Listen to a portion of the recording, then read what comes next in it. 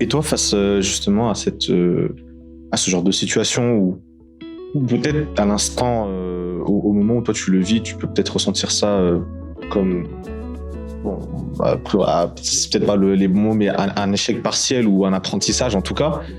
Comment est-ce que tu fais pour te relever, tu vois, et justement te relancer? Parce qu'au final, on passe tous par des moments comme ça, mais toi, comment t'as géré ça? Premièrement, je pense qu'il y a ma femme qui est là. Elle me soutient beaucoup. Elle me supporte à la maison. Je lui fais écouter toutes les musiques que j'ai. Tu vois, hey, écoute ça, écoute ça.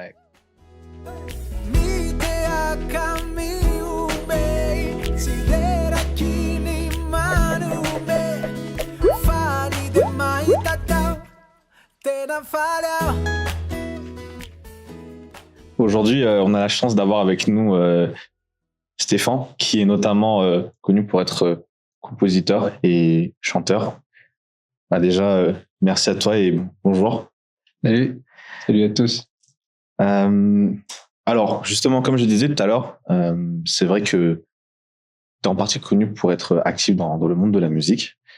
Et moi, je voulais savoir comment toi, tu tombes dedans.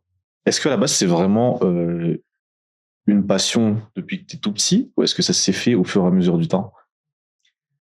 En fait, c'est un peu des deux parce que, tu vois, dès le berceau, mon père, il jouait beaucoup de la musique. Il a aussi grandi dans la musique, si tu veux. Juste que pour eux, c'était un peu, ils pouvaient pas jouer. Enfin, si tu veux, mes parents, enfin pas mes parents, mais mon père surtout, il pouvait pas trop jouer à l'époque. Et il avait un frère, par exemple, qui était saxophoniste, qui est parti en France justement pour pouvoir aller plus loin dans la musique. Et il était parti là-bas il joue du saxophone. Il est rentré dans un groupe qui à l'époque s'appelait Safari. C'était dans les années, je sais plus, 60 ou 70, quelque chose comme ça. Et ils ont fait, ils étaient connus. Ils étaient connus à l'époque. Et puis, ils faisaient le tour d'Afrique. Bref, j'en passe. Mais en fait, pour dire que quelque part, j'ai un peu baigné dans la musique et lui, il était à fond dans le jazz, tu vois. D'accord. Il était à fond dans tout ça. Et ses potes, c'était genre des super guitaristes qu'on connaît encore aujourd'hui, genre Tati, Rabesson, la famille Rabesson et tout ça. Mais lui, il a jamais pu aller loin, plus loin. Mais moi, je l'admire beaucoup. Il joue super bien. Et en fait, c'est parti comme ça où lui, il essayait de composer, il jouait, il nous faisait chanter à chaque fois. Et ça passait avec nous trois, parce qu'on est trois frères. Moi, je suis le dernier. Et à chaque réunion de famille, à chaque truc, on chante. Mon frère aîné, il trouvait toujours un morceau. Allez, on va apprendre ce morceau-là, et puis on va le chanter un de ces quatre. Et puis finalement, je suis tombé dans la musique comme ça. Et puis voilà, pour faire court, j'ai grandi dedans et j'ai monté un groupe à un moment donné. Et le groupe, il s'est arrêté à un moment donné. Et j'ai remonté un autre groupe. Et puis, c'était toujours comme ça, en fait. C'était juste le style de musique qui changeait à chaque époque, tu vois. D'accord. Et toi, c'est vrai que tu as toujours, dans ta carrière professionnelle, d'une certaine manière, tu as toujours été dans le monde, peut-être, je dirais, du divertissement et de l'événementiel. Est-ce que toi, pendant ces périodes-là, tu t'es toujours dit, dans un coin de ta tête, je vais vraiment faire mon maximum pour aller le plus loin possible dans ma carrière musicale? Ou est-ce que, par exemple, justement, tu mettais un petit peu en suspens tout ça pour te concentrer sur les carrières professionnelles dans lesquelles tu étais à ce moment-là? En fait, c'est pas toujours facile. Je veux dire que quand tu fais de la musique, c'est pas comme pas comme tous les business, tu vois, où tu as un produit et que tu vends et que tu fais la pub et puis que ça va marcher ou ça va pas marcher. La musique, c'est tu te fais critiquer plus facilement. C'est pas tout le monde qui va le recevoir. Et puis, finalement, il y a ce qu'on appelle la musique commerciale et la musique, je sais pas commerciale, je sais pas comment dire. Mais si tu veux, à un moment donné, j'ai arrêté la musique à un moment donné. Je me rappelle au lycée, on avait un groupe de rock, ça a bien marché. À l'époque, ça s'appelait ADN. On faisait des petites tournées de lycée, tu vois. On faisait à l'époque, c'était à l'époque à laquelle c'était encore CCAC, c'était pas encore IFM. On faisait IFM, je pense on a fait 2 fois l'IFM. On faisait du punk rock, néo-metal, tout ça. Ah, c'est quand même loin de ton style d'aujourd'hui, hein. C'est quand même un peu loin de ton style musical d'aujourd'hui. Ouais, c'est loin. Non, mais quand t'es ado, il y a plein de trucs qui se passent dans ta tête et dans ton cœur, tu vois. Et c'est là que j'ai sorti tout ça. Tu vois. Non, mais c'était une époque où je regrette rien, tu vois. C'était sympa. Et aujourd'hui, même, tu peux encore entendre dans mon style de musique aujourd'hui, il y a quand même un petit fond où tu entends un peu de rock bizarre, tu vois, derrière. Ça m'a pas quitté. C'est juste qu'à un moment donné, je suis retombé dans le jazz. Bref, et puis, bon, revenons à nos moutons. J'ai arrêté la musique. J'ai bossé.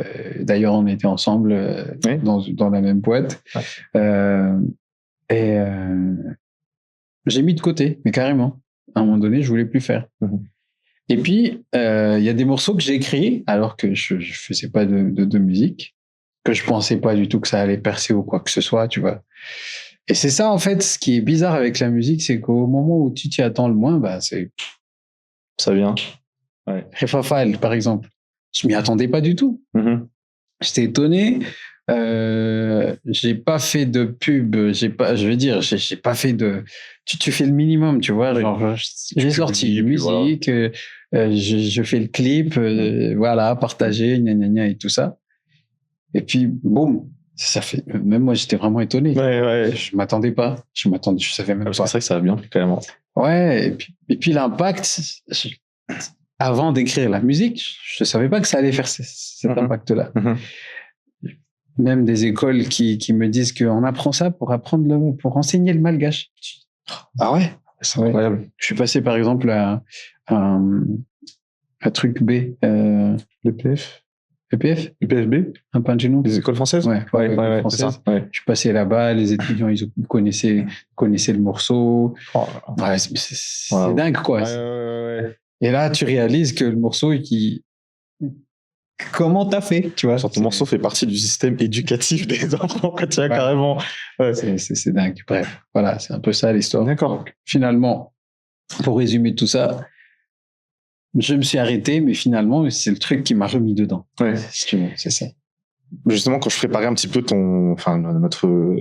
notre rencontre, tu vois, je me suis posé la question, ou tu me corriges si je me trompe. Vas-y. Mais c'est vrai que j'ai l'impression que ta musique, justement, n'est pas forcément commerciale, comme tu disais, tu vois. Tu pensais que ton style de musique aujourd'hui n'était peut-être pas adapté, entre guillemets, à la peut-être commercialisation à très très grande échelle, on va dire. Ou est-ce que vraiment, toi, tu t'es dit, non, écoute, Stéphane, tu fais pas forcément ça pour cet aspect-là. Il y a peut-être d'autres choses derrière qui se passent, tu vois, où tu cherches à avoir un impact. Comment ça s'est passé pour toi pour définir ton style et choisir que, ok, c'est comme ça et pas comme ça? Alors, déjà, le style, je me base beaucoup sur mon passé, si tu veux. Enfin, j'aime le jazz. Déjà, ça, il n'y a pas photo. Mais quelque part, tu vois, j'ai envie de mettre ma touche, mais en même temps, j'ai envie de rajouter quelque chose dedans qui va faire que ça sonne moi, que ça sonne pas moi, mais ça sonne nouveau, quoi, tu vois. C'est comme si, je dirais, tu conduisais à l'époque une 4L et puis t'as envie de changer en Jeep, quoi. Tu vois, il y a l'évolution.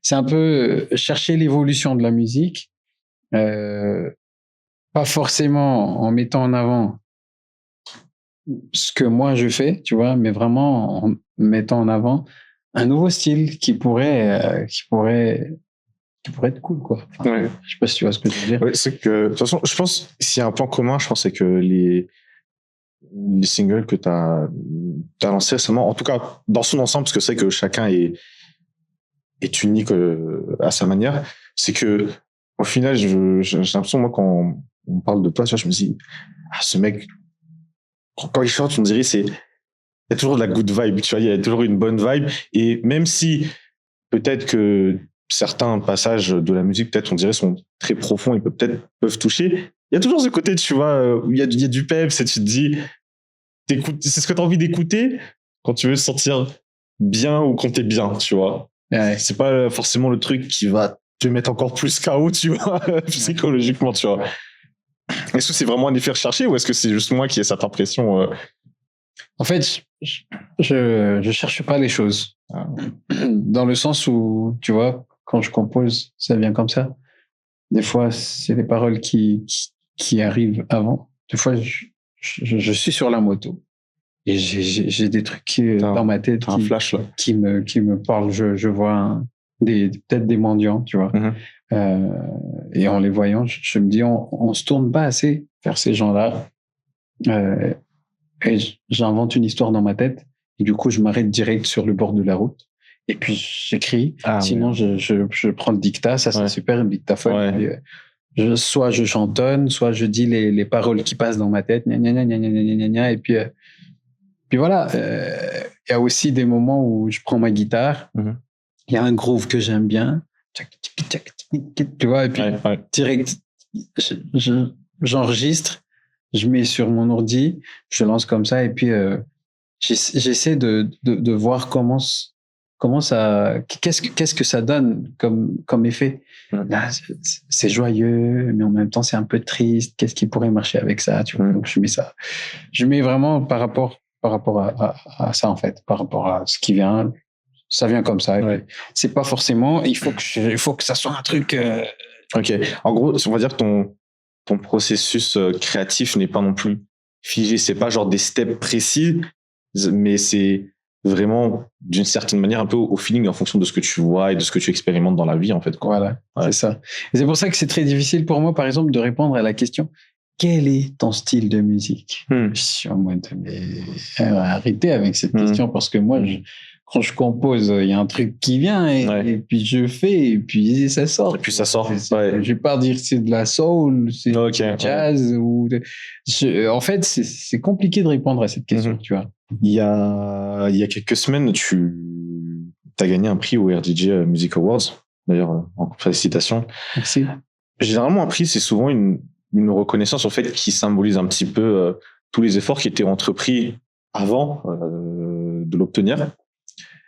Dans ta carrière dans le monde de la musique, est-ce que tu peux me raconter peut-être un moment qui en particulier a été peut-être dur à surmonter, au-delà donc du fait que peut-être à un moment c'est vrai que t'as arrêté, mais je veux dire dans les moments où t'étais vraiment dedans, est-ce qu'il y avait des moments qui étaient quand même difficiles et où tu te dis heureusement quand même que j'ai gardé foi à mon projet et que j'ai continué, quoi. Ouais, il y a des moments où c'était dur, dans le sens où, par exemple, à un moment donné, j'avais une équipe qui s'appelait, je sais pas si ça tient encore la route, qui s'appelait Tspik. Tspik, c'est un nom malgache, en fait, et ça veut dire flèche. Et en fait, c'était un groupe que j'aimais beaucoup, tu vois, que j'ai monté avec des musiciens professionnels qui sont vraiment top. C'est des gars nickel. Et au début, ça a bien marché. On a composé ensemble. On était dans le studio. On a tout bien fait. On a fini un album. Tout truc confondu. C'est-à-dire qu'on a confondu la musique que j'ai déjà composée avant et la musique qu'on a fait ensemble. Et le problème, c'est que quand tu as une attente dans ta tête où on devrait aller là, tu vois, et que cette attente, t'arrives pas à passer au-dessus, c'est là que c'est difficile. C'est là que c'est difficile. Et quand tu t'aperçois que t'es même pas arrivé, t'es même pas à 50%, quoi. T'es là, on est à 30, là, on est même pas peut-être à 30, je sais pas. Et là, tu te décourages. Moi, j'étais découragé parce que on faisait le max quand même, dans le sens où on faisait des promotions de l'album, des concerts gratuits, on faisait beaucoup de choses, mais ça n'a pas accroché. Ça n'a pas accroché. Et pour te dire, par exemple, le One Ilano, C'est un truc qui était avec le groupe, tu vois. Ok, d'accord. Qui était avec le groupe. Et que 1 an après, j'ai juste posté sur Facebook. Ça, c'est trop bizarre. 1 an après, tu vois. Ouais. J'ai posté sur Facebook. Je n'ai jamais posté sur Facebook. J'ai mis d'abord sur YouTube. Et puis, j'ai dit aux gens, l'album est sur Spotify, gna gna gna gna gna. Vous pouvez pas s'écouter. Personne n'a vraiment écouté, je pense. Je veux dire, il y a des gens qui écoutent vraiment. Et merci pour les personnes qui écoutent vraiment. Mais en fait, à un moment donné, je l'ai sorti 1 an après. Et là, boum. Les gens, ils disent, ah, c'est top, cette musique. Il y a une nouvelle musique que Steph bien sortie. C'est pas Elle est pas nouvelle. musique. Oh, mais... Vous étiez où il y a un an? Non, mais c'était marrant. Et puis, et voilà. Et puis, finalement, ouais, non, voilà, c'est ça. Et toi, face justement à ce genre de situation où peut-être à l'instant, au moment où toi tu le vis, tu peux peut-être ressentir ça comme, bon, c'est peut-être pas les bons mots, mais un échec partiel ou un apprentissage en tout cas. Comment est-ce que tu fais pour te relever, tu vois, et justement te relancer? Parce qu'au final, on passe tous par des moments comme ça, mais toi, comment t'as géré ça? Premièrement, je pense qu'il y a ma femme qui est là. Elle me soutient beaucoup. Elle me supporte à la maison. Je lui fais écouter toutes les musiques que j'ai. Tu vois, écoute ça, écoute ça, écoute ça. À un moment donné, elle en a marre, mais bon, elle fait ouais. Mais à un moment donné, c'était quand je discute avec ma femme, on arrive à une conclusion que finalement, justement, c'est ça. Quand tu mets une attente, parce que c'est ça, Refafal. J'avais pas d'attente. Et boum, ça a explosé et t'es content de voir le résultat. Et quand tu mets une attente, tu te dis, je vais faire cette musique et ça va faire ça. Ça va faire un buzz. Et il n'y a pas de buzz. Et là, il n'y a pas de buzz. Mais, t'es déçu. Ouais. Mais en fait, quand tu mets pas d'attente, t'as rien. Je veux dire, ça te fait moins mal. Tu te dis, ça, c'était que one step dans le truc. C'était juste one step et puis il y en aura plein d'autres.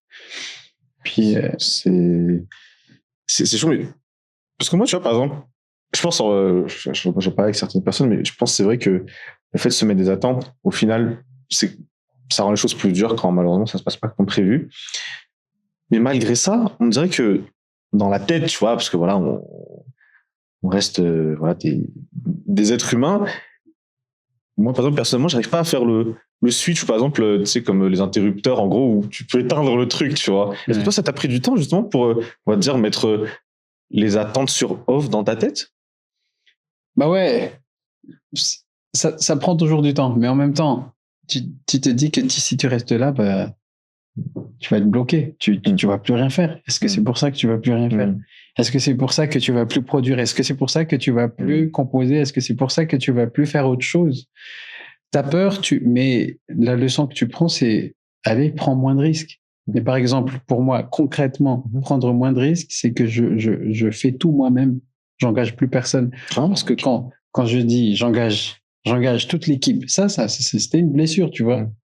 Parce que j'ai engagé tous mes gars et ils ont donné le maximum. Ils ont composé avec moi, ils ont arrangé les chants avec moi. Et là, tu as une culpabilité, tu vois, qui te dit, ces mecs, ils ont travaillé comme des fous et ça n'a même pas... Et là, quand moi, je fais, moi, tout seul, tout le truc là en ce moment, Miloukoulou, j'ai tout fait, j'ai mis le piano, j'ai tout arrangé moi-même. Là, tu es content, tu vois, parce que même si ça n'explose pas, même si j'ai minimisé les risques. Ouais. Et t'as appris quelque chose, en fait, derrière. C'est que, déjà, t'as moins investi. T'as un bon résultat. T'as appris plein de choses. C'est quasiment tout bénef. Ouais. Ouais. Donc, quelque part, c'est comme une pente que tu es en train de monter, mais finalement, même si tu arrives au top, il y aura toujours une descente. Ouais. Il y aura toujours une descente. Ouais, c'est vrai. Tu parlais justement un peu tout à l'heure, on en discutait un petit peu avant cet enregistrement, et tout à l'heure tu parlais justement un peu de l'aspect familial, que ta femme était toujours là pour toi, pour te supporter, t'encourager. Et tout à l'heure tu me disais off caméra, du coup, que par exemple, il y avait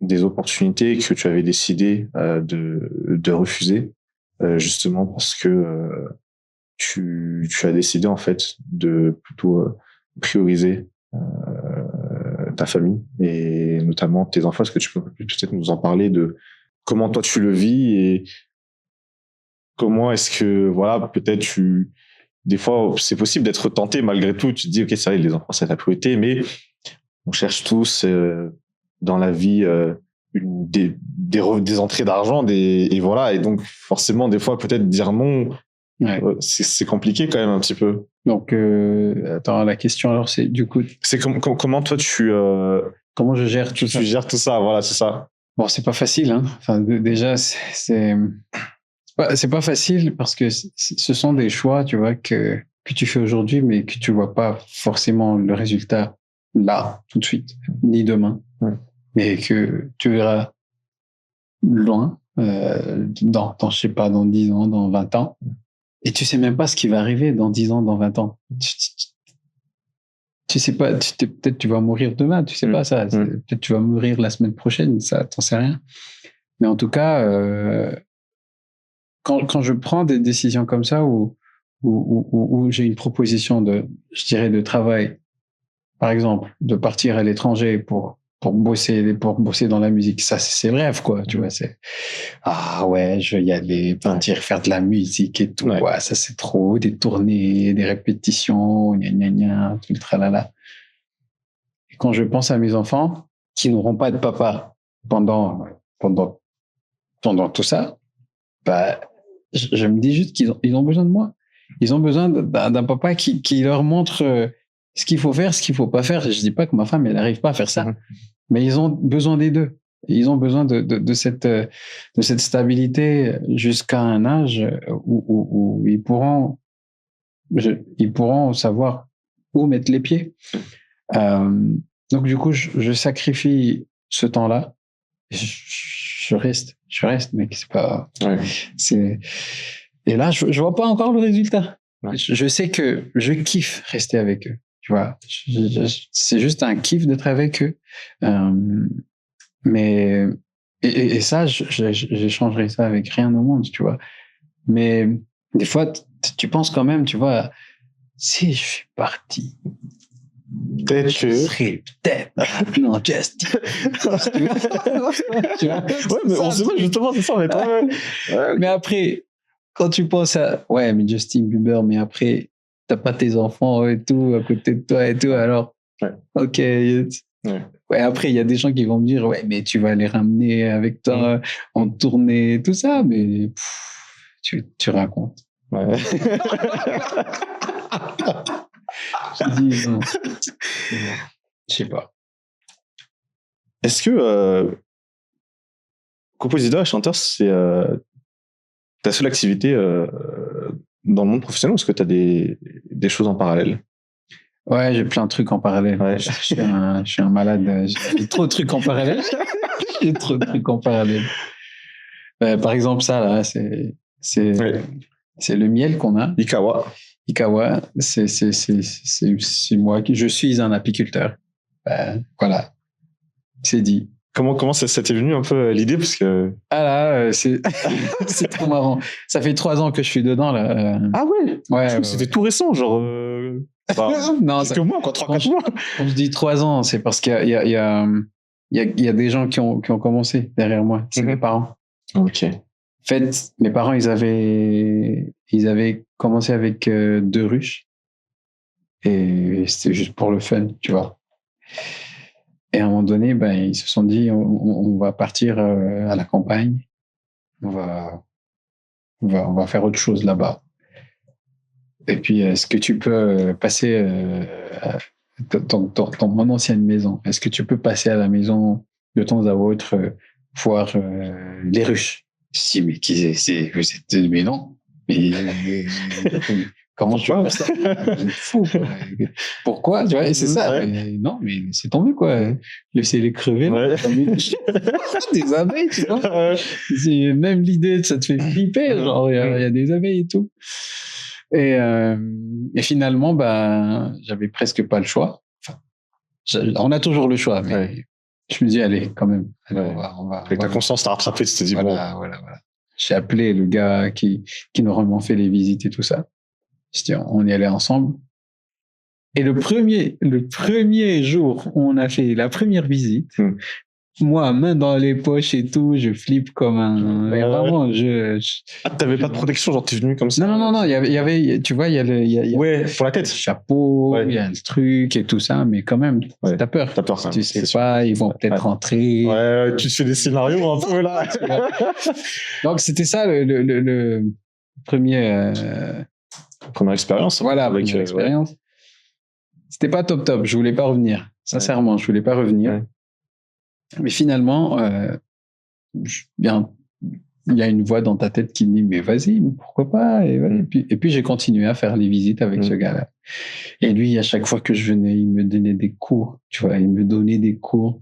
Tu sais, c'est facile. Tu sais, tu les laisses là. C'est eux surtout qui travaillent. Toi, tu fais juste les suivis. S'ils sont en bonne santé, s'il sont pas malades, s'il y a pas de prédateurs qui viennent entrer dans la rue. Il a dit c'était facile, hein. Il a dit c'était facile. Mais effectivement, tu vois, c'est un truc, c'est un travail où tu peux aider facilement des gens avec, dans le sens où tu peux le mettre, par exemple, dans un village. Tu leur dis, vous prenez soin de ça, et puis on fait des récoltes, et on peut vous aider, vous allez, tu vois. Ouais. Moi, je pense sérieusement à faire ça, parce que je trouve que c'est quelque chose qui peut aider très facilement les gens, qui peut être une rentrée d'argent, de source de revenus. Ouais. J'y pense sérieusement, parce que là, c'est...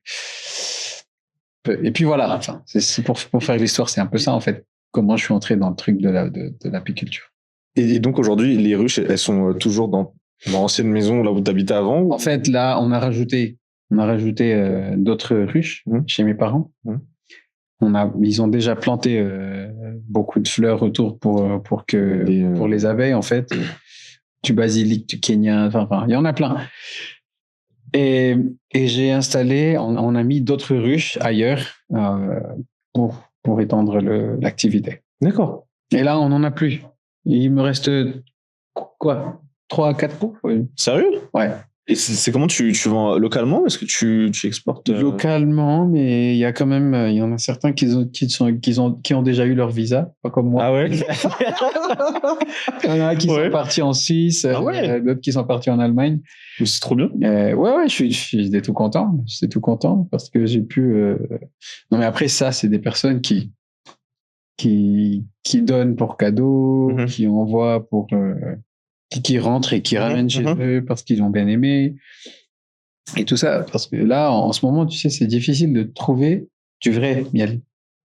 Bon, après, si tu achètes dans les supermarchés, genre, si tu vas à Leader, il y en a beaucoup qui sont des vrais. Je fais pas de pub, mais par exemple, la compagnie du miel, ils sont top, ils sont nickel. Il y en a beaucoup qui font. Tu peux trouver facilement, mais il faut juste faire le bon choix. Mais justement, comment ils font? Enfin, tu dis du vrai miel, mais genre le faux miel, c'est comment? Alors, en malgache, tu dis tout simplement tapk. Il y a peut-être de l'eau dedans avec, ou peut-être c'est de l'eau sucrée. Ils font bouillir, tu vois. Ils prennent l'eau, ils mettent du sucre roux qu'ils font bouillir jusqu'à ce qu'elle soit vraiment quelle est la texture du miel. C'est incroyable. Et c'est même pas du miel. C'est pas du miel. C'est pas du miel. Il y a plein de trucs comme ça. Où moi, j'ai halluciné, quoi. Je suis rentré dedans et puis on me dit, il y a des faux miels et tout. Ça brûle pas. Quoi, ça brûle pas? Ça brûle pas? Ça brûle pas. Quoi, ça brûle, ça? Apparemment. J'ai jamais testé. Ah ouais. C'est des gens qui me disent, attends, j'ai testé à la maison et ça brûle. Je dis, ah ouais, ça brûle. Comment tu fais? Tu prends le papier, tu le mets dedans, tu brûles le papier et puis ça brûle. Ah ouais. Je dis, ah ouais. Normalement, le vrai miel, ça ne sort pas en dessous quand tu mets sur le papier. Parce que s'il y a de l'eau, ça sort. Et puis ils mettent là, et puis apparemment ça sort pas. Et tout. Il y a plein de trucs, tu vois. Et ce qui est bien justement avec le miel, c'est qu'il y a quand même. Alors là, c'est dans le cadre de l'alimentaire, mais tu peux l'utiliser pour beaucoup d'autres choses, notamment, n'est-ce pas? Ouais. Et d'ailleurs, je crois que, on en parlait un peu tout à l'heure. Tu avais notamment testé, par exemple, la cire, tout simplement. Mais il y a plusieurs types de cire après.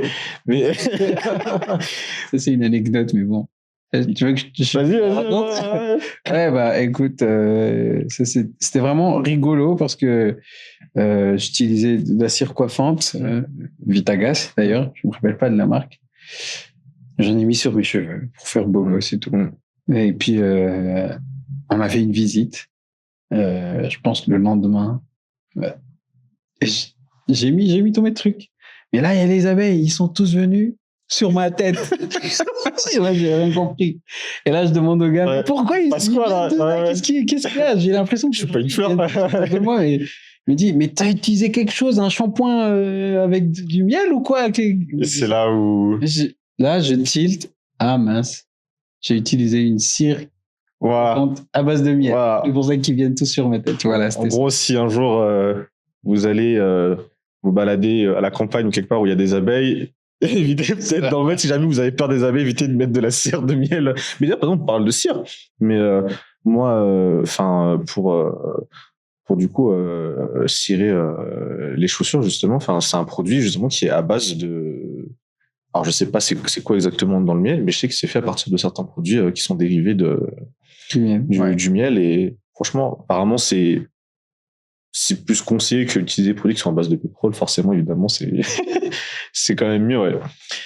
Donc, tu sais, quand je vois un petit peu ton histoire, ton parcours et tout, est-ce que tu penses et tu recommanderais, par exemple, aux jeunes qui souhaiteraient un jour se lancer, notamment dans la musique, d'avoir une activité peut-être en parallèle, parce que toi, bon, tu te dis, bon, écoutez, si vraiment, voilà, vous voulez aller à fond, allez-y, mais tu recommandes quand même de la jouer, j'ai envie de dire safe, entre guillemets, tu vois, genre t'as un truc en parallèle qui te permet, quand tu fais pas de tournée ou tu fais pas de concert ou autre, d'avoir des revenus quand même.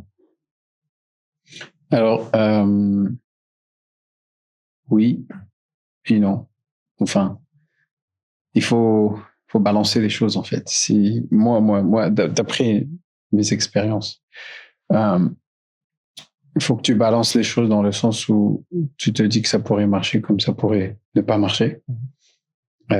Si tu es super optimiste, que tu sais que ça va marcher, bah, investis tout dedans. Garde quand même 20%, tu vois, au cas où. Au cas où, vraiment. Ça marche. Au pire des cas. Voilà, pour un plan C. Ouais. Mais c'est toujours bien d'avoir quelque chose à côté d'abord. Et moi, quelque chose que j'ai vraiment remarqué, c'est que quand tu, je dirais pas que c'est pas le prendre sérieusement, mais quand c'est une passion d'abord, c'est toujours là que ça devient professionnel. Tu vois ce que je veux dire ? Ça commence par là, quoi. Ouais. Quand c'est une passion où vraiment tu y mets ton cœur, que comme on dit, ça roule comme sur des roulettes, c'est ça ? Ouais. Et que c'est vraiment une passion que tu kiffes, sans que tu cherches l'argent, sans que tu cherches le succès. Et que là, ça marche de ouf. C'est ça, en fait, le truc. C'est surtout ça. Si t'es là pour te dire, je vais faire de la musique pour gagner de l'argent et pour avoir du succès, laisse tomber. Ouais.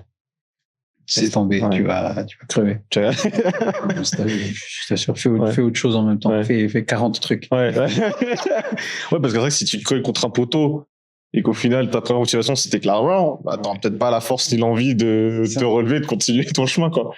Et en plus, c'est un truc, tu vois, artistique où des fois, t'as des trucs, mais des fois, t'as que dalle. Tu n'arrives pas à écrire.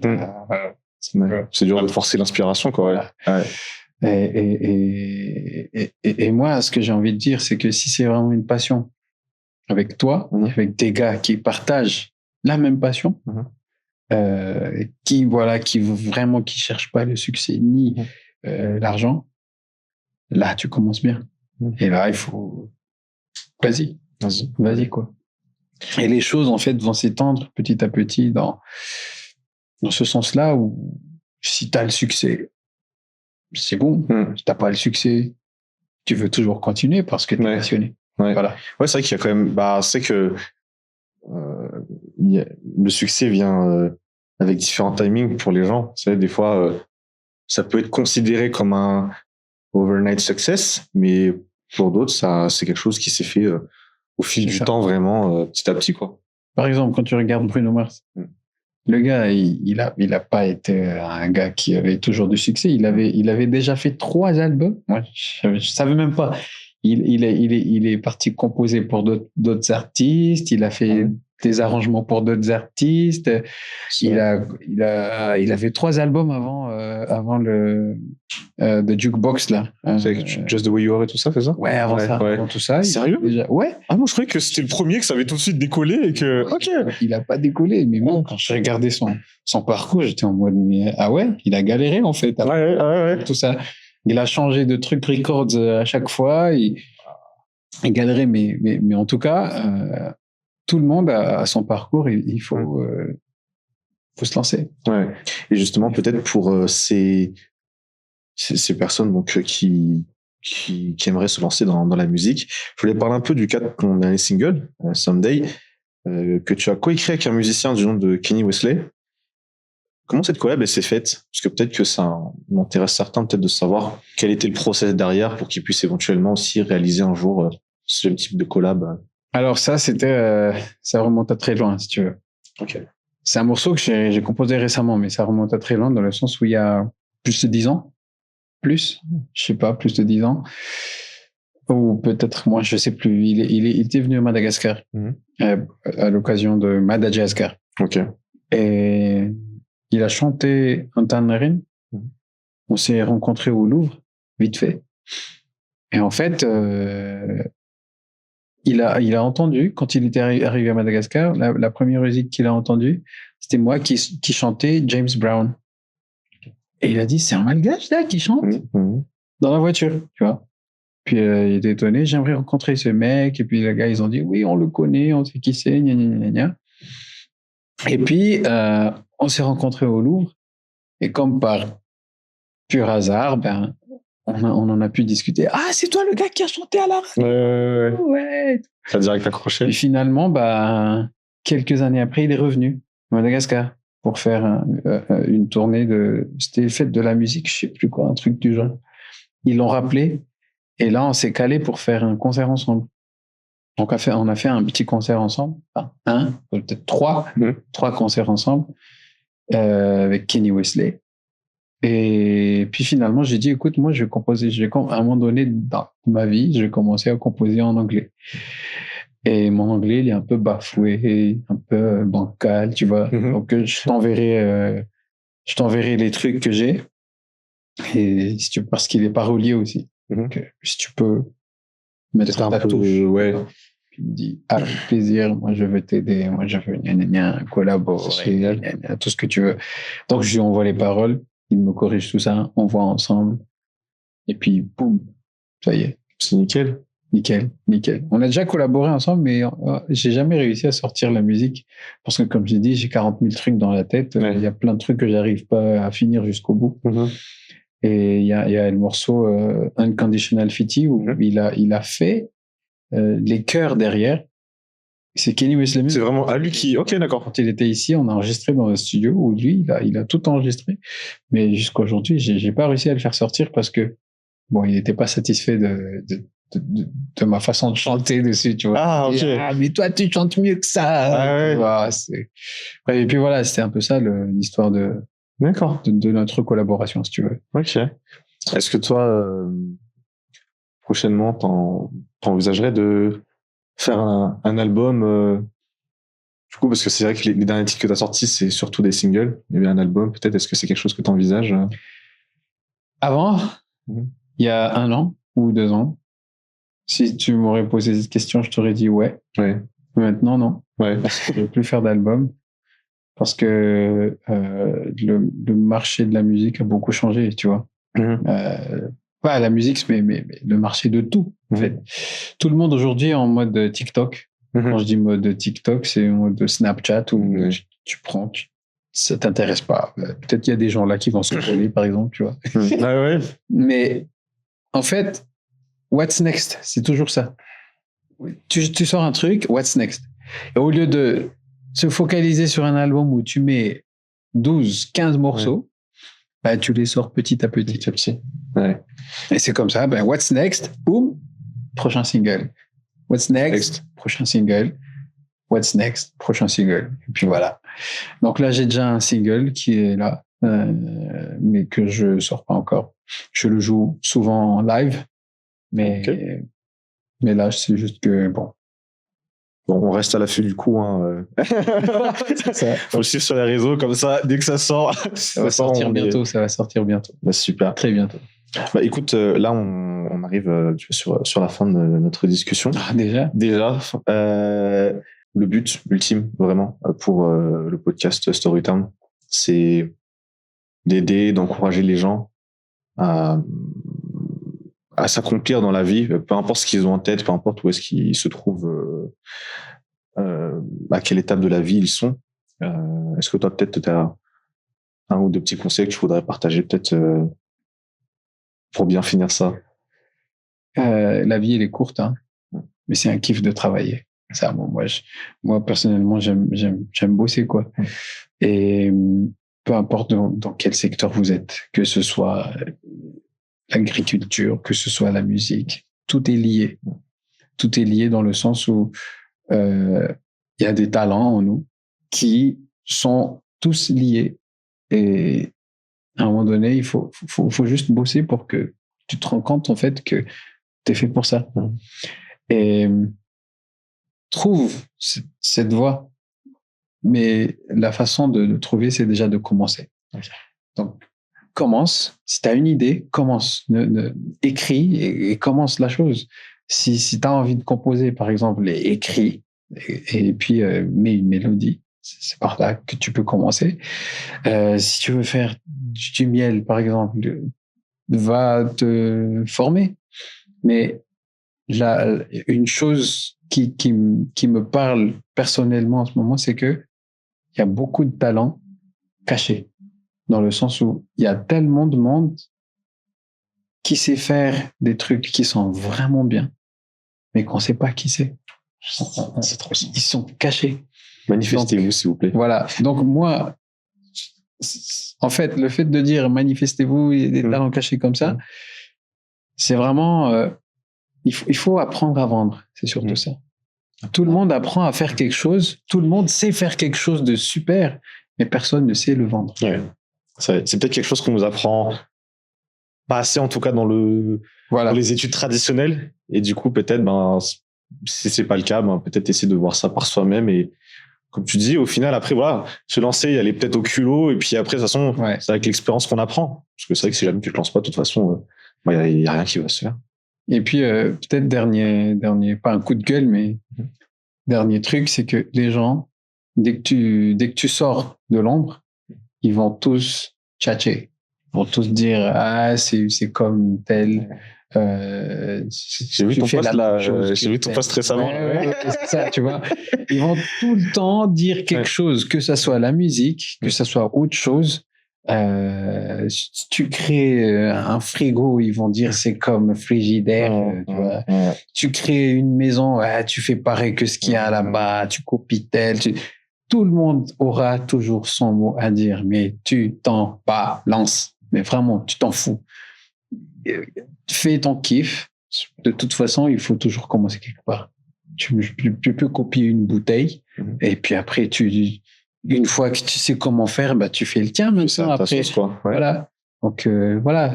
J'aimais beaucoup l'analogie que tu avais utilisée dans ton post, justement, où tu parlais des gens qui sont dans, par exemple, la cuisine, notamment, où les ingrédients sont tous les mêmes. Voilà. Donc, voilà, on fait avec ce qu'il y a, mais chacun après apporte sa touche de personnalité, avec sa perception. Ouais, tu vois, par exemple, ça peut être un truc, mais bon, voilà, après.